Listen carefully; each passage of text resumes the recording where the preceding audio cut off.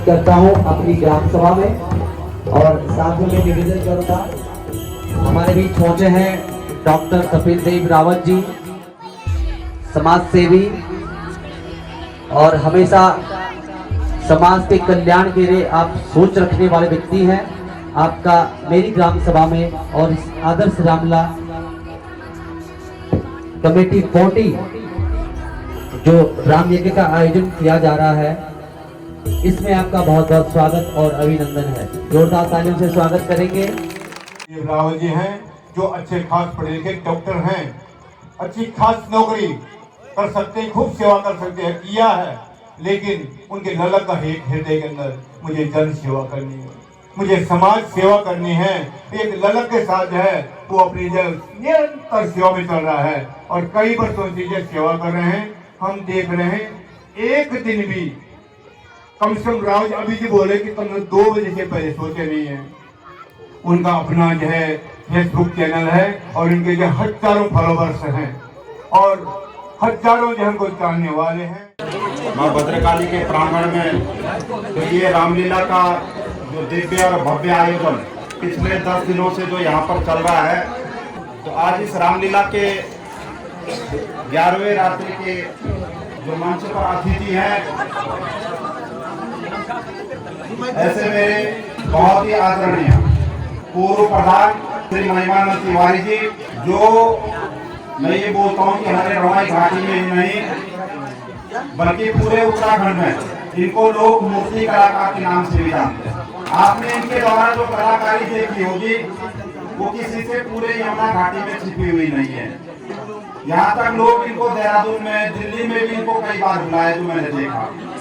और मूर्ति कलाकार के साथ साथ देखो ऑलराउंडर हर कोई नहीं होता है। मूर्ति कलाकार के साथ साथ अभी मैं बीच में जब 40 आया था, किसी की डेथ हुई थी यहाँ पे, तो मैं इनके घर पे चाय पीने गया, तो मूर्ति कलाकार के साथ साथ एक अच्छे बागवान लिस्ट भी है, जिनकी बागवानी देखकर आपने देखा होगा इनके घर पे जो रूट स्टॉक का जो सेब चल रहा है, उसकी बहुत सुंदर बागवानी मैंने इनकी देखी।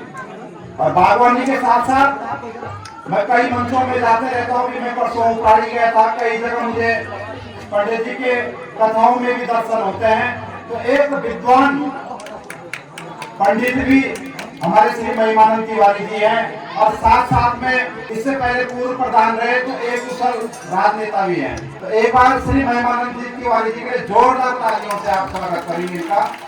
मेरे बहुत ही आदरणीय श्री चंद्रमोहन गोसाई जी, जो कि रात दिन मेरे साथ क्षेत्र में सहयोग में सबसे आगे रहते हैं। मेरे साथ में मेरे छोटे भाई सुमित अश्वाल जी, यहाँ पर मंच पर उपस्थित मेरे बहुत ही आदरणीय बड़े भाई श्री हरदेव राणा जी, जिनको मैं पिछले 20 सालों से जानता हूँ और उनका मुझे हर समय प्यार और आशीर्वाद मिलता रहता है। यहाँ पर अभी हरीश डिंगरी जी भी बैठे थे, मेरे छोटे भाई हैं, सभी को मैं यहाँ पे जानता हूँ, चाहे उपेंद्र भाई चौहान जी हैं। और यहाँ पर मंच पर बैठे हुए मेरे बहुत ही सम्मानित मेरे बुजुर्गों, माताओं, भाइयों, बहनों और बाहर से आए हुए तमाम अतिथियों का मैं इस माँ दुर्गा के भद्रकाली के प्रांगण से सभी को प्रणाम करता हूँ। यहाँ पर जो ढोलक मास्टर हैं, उनको आपने भी देखा होगा कि ढोलक के साथ साथ वो एक लोक गायक भी हैं, श्री रोशन माही जी। ये कंडाऊ से हैं, इनका भी मुझे कई बार ये मिलते रहते हैं मुझे जो सांस्कृतिक प्रोग्राम होते हैं। और उनके साथ में जो ढोलक पर बैठे हुए हैं मेरे छोटे भाई मुकेश बेसारी जी, और उनके बेटे को आपने देखा होगा। क्योंकि ये मैं बच्चों से निवेदन करूंगा कि जैसे आदमी की संगति होती है वैसी आदमी सीखता है। उनका बेटा आपने देखा कितना छोटा है, लेकिन वो इतने पब्लिक के सामने ढोलक बजा रहा है, तो आप देख सकते हो कि बच्चे को जैसा माहौल मिलेगा वैसे बच्चा ढलेगा। और आज मेरा प्रोग्राम ग्राम सभा कलसेरू में था, तो अभी जैसे मैं 5 बजे लौटा वहां से, तो मुझे यहाँ पर गौरव रावत जी का फोन आया था। ये घर पे आ रखे थे बड़कोट मेरे यहाँ। तो जब ये आए तो मैंने इनको कहा भाई एक दिन पहले थोड़ा मुझे बताते तो मैं आता, लेकिन इनका जो उत्साह था, इन्होंने बोला भाई जी आपको आना है, और मैं जब युवाओं के अंदर कुछ करने का उत्साह देखता हूँ तो मैं अपने को रोक नहीं सकता हूँ। तो मैंने इनको बोला आप जाओ, मैं आज जरूर आऊंगा। तो ऐसे हमारे रामलीला कमेटी के अध्यक्ष मेरे छोटे भाई गौरव रावत जी, उपाध्यक्ष हिमांशु तिवारी जी, कोषाध्यक्ष विशाल भूषण जी, देवाशीष भंडारी जी, सचिव पंकज भंडारी जी, अंशुल भंडारी जी, और निदेशक जो यहाँ पे हैं गौरव भंडारी जी, मनोज भंडारी जी, संचालक जो यहाँ पर कर रहे हैं, बहुत ही अच्छा संचालक कर रहे हैं ये दोनों लोग, श्री बचनलाल रोटा जी जो कि बरकोट में तहसील में PRT उसमें बहुत अच्छी सेवाएं देते हैं, और मेरे छोटे भाई परवेश तिवारी जी और समस्त आदर्श रामलीला कमेटी पौंटी का मैं हृदय से बहुत बहुत धन्यवाद और आभार व्यक्त करना चाहता हूँ कि आप लोग मुझे पिछले में 11 सालों से मैं लगातार पौंटी में आ रहा हूँ, और जब भी मुझे यहाँ पे जो आदेश होता है उसको मैं कभी टाल नहीं सकता हूँ। और आज जब मुझे कमेटी के द्वारा यहाँ बुलाया गया तो मेरा कितना सौभाग्य है कि पिछले 2-3 सालों से गांव के बीच में रामलीला हो रही थी, और अब माँ भद्रकाली के प्रांगण में मंदिर मुझे लगता है कि 60% बन चुका है, और आज मुझे यहाँ पर आने का मौका मिला और एक साथ मुझे इतने लोगों के एक मंच पर दर्शन हुआ, ये मेरा सौभाग्य है।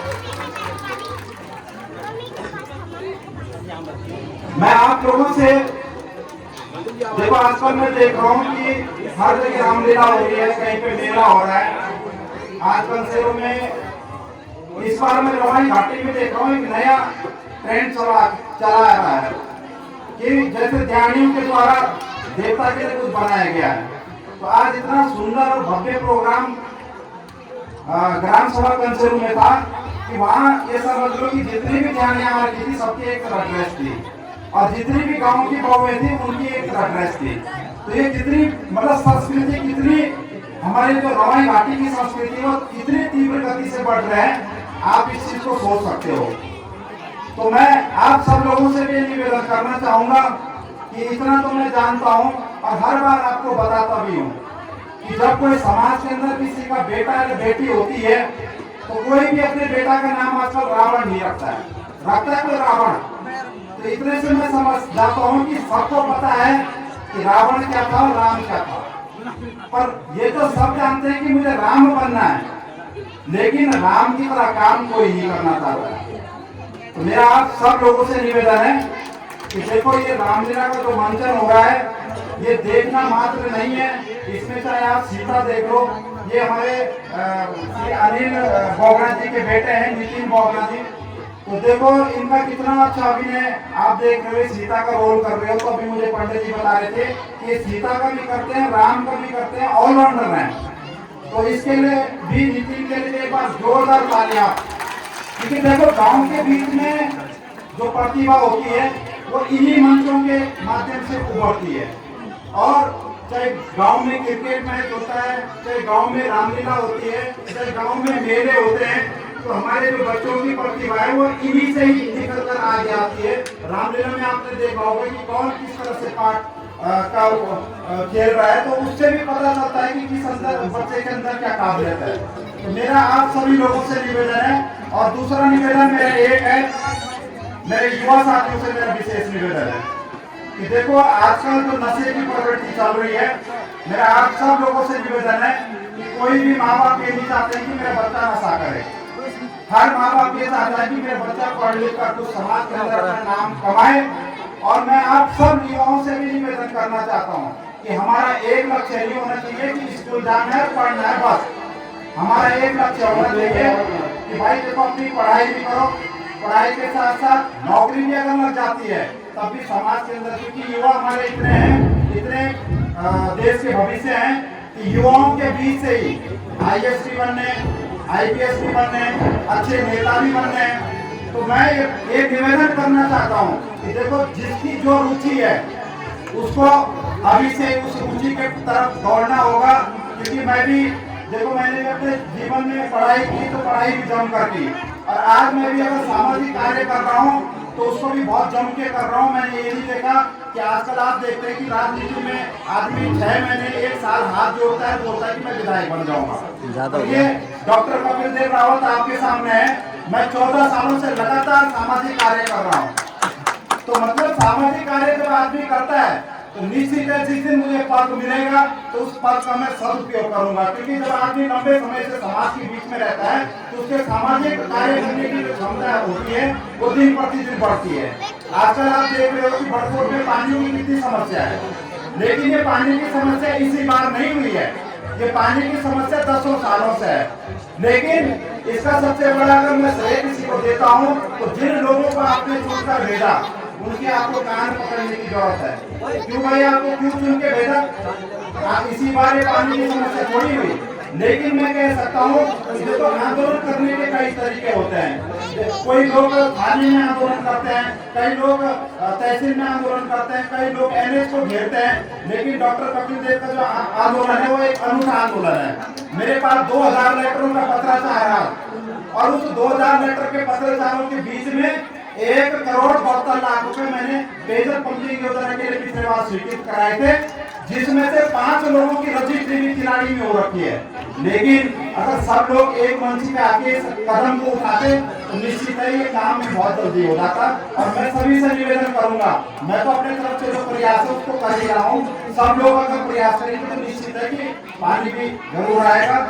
इन्हीं आशा और विश्वास के साथ नहीं ऐसे कर घर में जा। माँ भद्रकाली का जो आशीर्वाद आप लोगों का मेरे ऊपर इतने सालों से है, अगर इस बार भी वो आशीर्वाद नगर पालिका में मुझे आप लोगों का मिलेगा तो निश्चित है कि जो आपकी उम्मीद मुझसे होगी। देखो परिवर्तन होना चाहिए, परिवर्तन एक समाज का नियम है।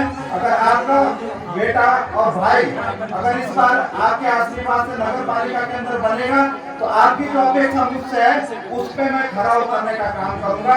इसी आशा और विश्वास के साथ पुनः माँ भद्रकाली के चरणों में नमन करते हुए जय हिंद, जय भारत, जय उत्तराखंड।